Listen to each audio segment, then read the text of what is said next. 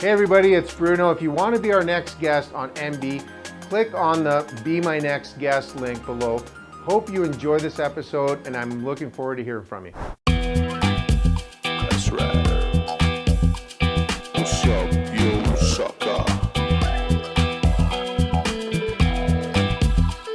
What's up, you sucker? You know, what is the deal with you working with other athletes, not Olympic athletes, but professional athletes, for instance, Bo Levi Mitchell, who I think, okay, and this is not just a shout out to Bo and the Stampeders, and I was, just so that you know, you probably don't know this, but I'm originally from Ottawa, the Holy Land, and I always do this, you know, because it's the Holy Land. Yeah. That means it's full of holes. Right? This is my old joke, but I'm a Homer hardcore Ottawa Rough Rider fan. Oof. No, Rough Rider fan, the original Rough Rider fans. I know. But yeah, no. I mean, ever since they became the Red Blacks, I kind of cheer for them. But what's really turned it around for me here with the Stampeders, and we're going to get to Bo in a second, is you know, I've been here for a bit, and you know, first it truly was my association with the coaches. They were always helpful when I was with the Dinos. They're super helpful anytime I walked into the office. And then it was Tom Higgins, who we're partners with at the Canadian Football Academy, and recently Dave Dickinson, who's an incredible, I think he's awesome. Yeah. But Bo Levi, I think, I know you're laughing because you're waiting for a joke. There's no punchline. I actually think, even though I believe he's the best quarterback in the league in the last 2-3 years. He's got the stats for that. I still think he's completely underrated. Oh! No, I mean he's completely underrated. Overrated. No, not overrated. You might have to edit that. No, I actually believe he is underrated as a quarterback. Yeah. I think they give too much credit to a lot of other things that go on the football field and say, well, it's just because. I think, you know, he is a great quarterback. So let's go back, because I want to clarify that. I want to go on the record. Best quarterback. He's the best quarterback in the league, and that's taking nothing away from anybody else. But how did you, like, what do you do with Bo? Yeah, so I mean, I originally met Bo way back when he was decided to stay in Calgary all year round, and he wanted to train with the best of them, and the best place to train. Oh, got it.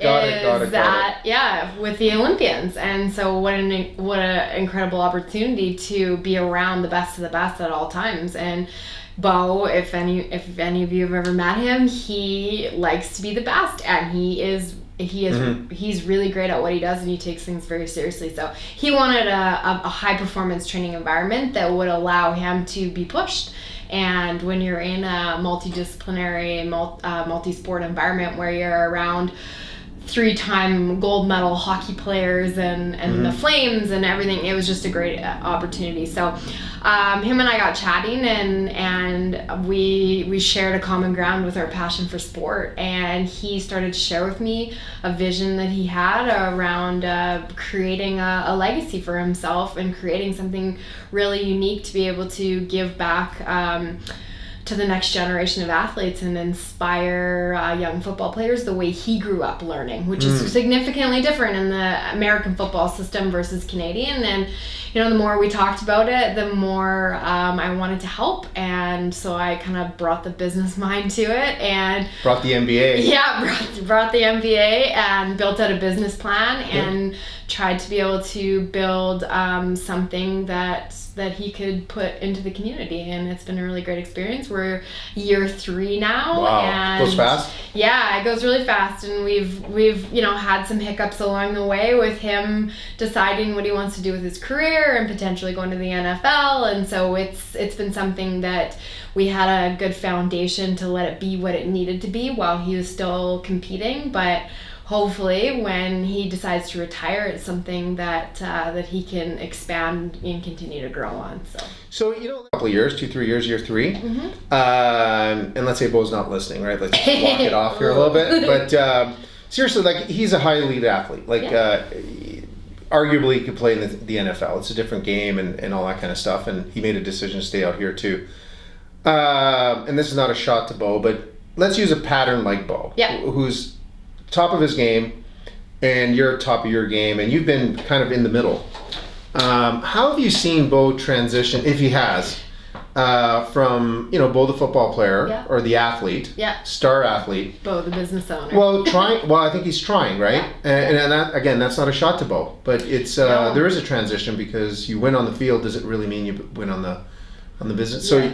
walk through a bit of that transition. Well, I mean, we see that with all athletes, right? It takes a special human to be that good at what they do and perfect their craft, and that takes your entire existence, which sometimes comes across as arrogant, as self-centered, as all these negative things, but it's also incredibly wowing to watch the dedication that goes into either pursuing an Olympic medal or a Grey Cup, right? Sure. But with that comes a very narrow focus and elite habits that get every day better to where they want to be. And that is a very difficult thing to break out of when you put your whole life and your whole passion and your being into being the best. That takes everything. And so a lot of athletes struggle with that transition when they're done their sporting career. Then they sit back and go, well, what am I if I'm not an athlete? And I think that's where Bo actually has it right, is to try and get out of his comfort zone. And it's a learning process, and he'll tell you, he'll tell you too, that it hasn't been easy because there is a very sole focus, and to share your passion for multiple things is difficult. But I think that athletes that remember that they are a whole person and there's more to life after sport are the ones that are set up for success, and the ones that really just put their heart and soul into it are quite lost when they're done their sport, and they have to create a whole new identity, which is very difficult when you're talking about potentially retiring before the age of 40. 40, 30. Yeah. I mean, Well, yeah, it depends on the sport, right? Is an early, you know, you talking could have football, was it 3, 4, maybe 2-3 years? Yeah, Something like that? yeah, it's So, crazy. so let's turn the tables a little bit. What have you learned? Or how have you adjusted? Yeah, well, not just athletes. I'm talking about transition athletes. Yeah. What have I learned? Well, you know, like somebody like Bo trying to start a business. I'm sure we're going to touch on other people that you helped transition into business. Sure. Full time. Yeah. Right? What have you learned? Like you went in there saying, "Hey, this is so and so. Yeah. It's home run." Yeah, it's interesting because my day-to-day, I interact with athletes and high performance directors and CEOs and all kinds of levels of business within sport. And the common theme is passion, and it's directing that passion, I think. So my biggest struggle was making the assumption that people know what that passion is outside of what they do on a daily basis. So taking Bo's enthusiasm for football and being able to market that and tell a story with that was the challenge. It's just not good enough to have your name on something. You have to prove yourself in a different environment, and while everybody knows their name and knows what can get excited about a gold medal or a Stanley Cup or a Grey Cup, it doesn't tell the whole story of that person. So my biggest challenge was trying to tease out, who are you outside of being on a football field, and how does that become something that is relatable to a young athlete or to a business owner that can relate? Cool. You know, I can't believe I just said cool. I never said cool. Cool, dude. Interesting. One of the things that my good friend, I plugged Tony Spolatini here again. Tony has been remarkable among other alumni, call them CFLers. Tony had a line I remember a long time ago, and somebody interviewed him and said, "What's the first thing you need to do for if you're a former football player transitioning into business?"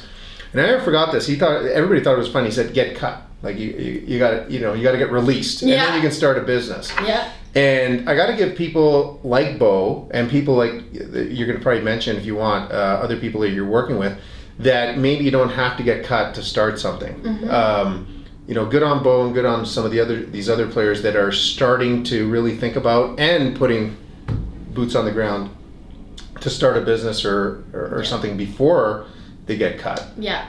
Is that something you've seen?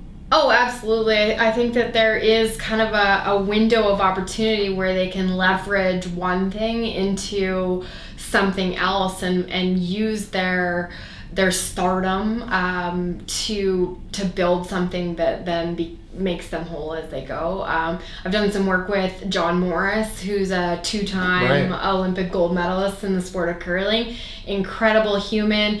People see him for his gold medals and his antics on the curling rink, but also he is a chef, and he has a passion for the same things that Bo does, about giving back to the sporting community and sharing his stories and his vision. And it's about a high performance lifestyle, and how do we make that accessible to the general public, and how do you make that marketable? He has a great story, the tale of two golds, right? He won first in Vancouver on home ice, and then again as a mixed curling, which was the first time that it was ever an event in the Olympics, and that spanned 10 years. So to hear that story about perseverance and hard work and dedication is something that parlays so well into the corporate world.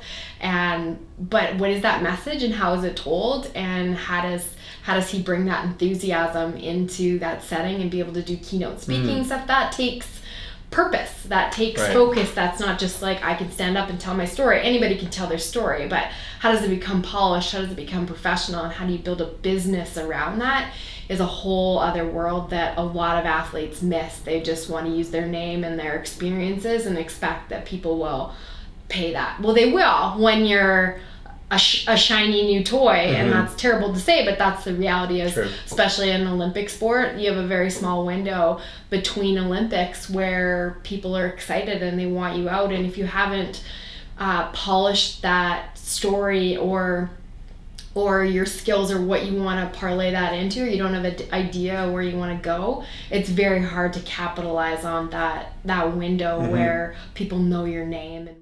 Well, you know what? That's pretty much all the time we have for this episode today.